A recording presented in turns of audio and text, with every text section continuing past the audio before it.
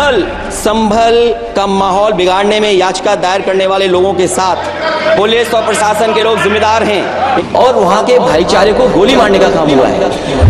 Court ने दूसरे पक्ष को सुने बगैर उसी दिन 19/11/2024 को सर्वे के आदेश दे दिए।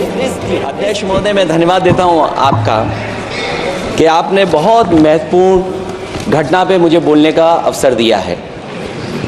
संभल जो इसलिए जाना जाता था कि भाईचारे के साथ वहाँ रहते हैं लोग, वहाँ अभी से नहीं सदियों पुराना भाईचारा हजारों साल से इसी तरह रहते आए हैं। लेकिन अचानक ये जो घटना हुई है, ये सोची समझी रणनीति के तहत वेल प्लान्ड हुआ है और वहाँ के भाईचारे को गोली मारने का काम हुआ है। जो घटना हुई है वो सोची समझी साजिश है। भारतीय जनता पार्टी और उनके सहयोगी और समर्थक शुभचिंतक बार बार खुदाई की जो बात कर रहे हैं अध्यक्ष महोदय, ये खुदाई जो है हमारे देश का सौहार्द, हमारे देश का भाईचारा, हमारे देश का गंगा जमनी तहजीब को खो देगा। उत्तर प्रदेश का चुनाव था, पहले 13 तारीख को चुनाव होना था और 13 तारीख के चुनाव को उन्होंने बढ़ा करके 20 तारीख कर दिया। और इस जो घटना है मैं आपके सामने पढ़ना चाहता हूं। दूसरे पक्ष को अध्यक्ष महोदय सुनिए, ये सुनना चाहिए। हम यूं ही नहीं कहते थे, तो संक्षिप्त में बोले अध्यक्ष महोदय, हम यूं ही नहीं कहते थे कि संविधान ये मानती नहीं सरकार। हम यूं ही नहीं कहते थे कि संविधान नहीं मानती। जब प्लेसेस ऑफ वर्शिप एक्ट है, प्लेसेस ऑफ वर्शिप एक्ट है, हम बनते तो बहुत कुछ हैं। संभल के शाही जामा मस्जिद के खिलाफ 19/11/2024 को सिविल जज सीनियर डिवीजन चंदौसी संभल में एक याचिका डाली गई। कोर्ट ने दूसरे पक्ष को सुने बगैर उसी दिन 19/11/2024 को सर्वे के आदेश दे दिए। ताज्जुब की बात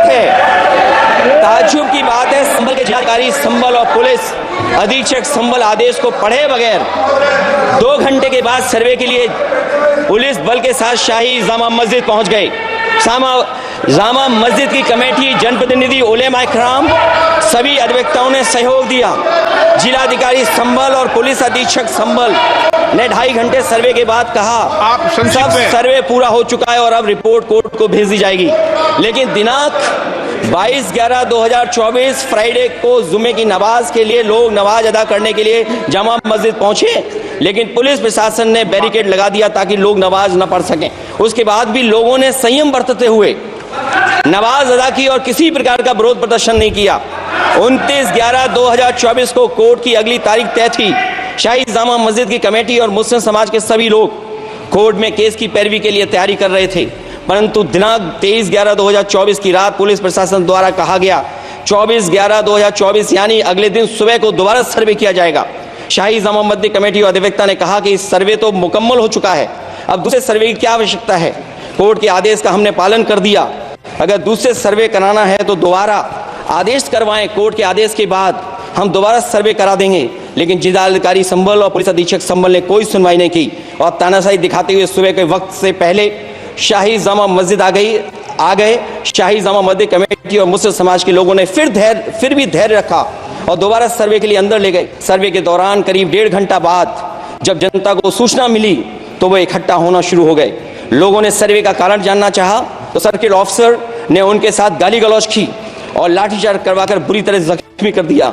इसका विरोध करते हुए चंद लोगों ने पत्थर चलाए, जिसके बदले में पुलिस के सिपाही से लेकर के अधिकारियों तक ने अपने सरकारी और प्राइवेट हथियारों से गोलियां चलाई, जिसका वीडियो रिकॉर्डिंग है, जिसके एवज में दर्जन लोग गोलियों से घायल हो गए हैं।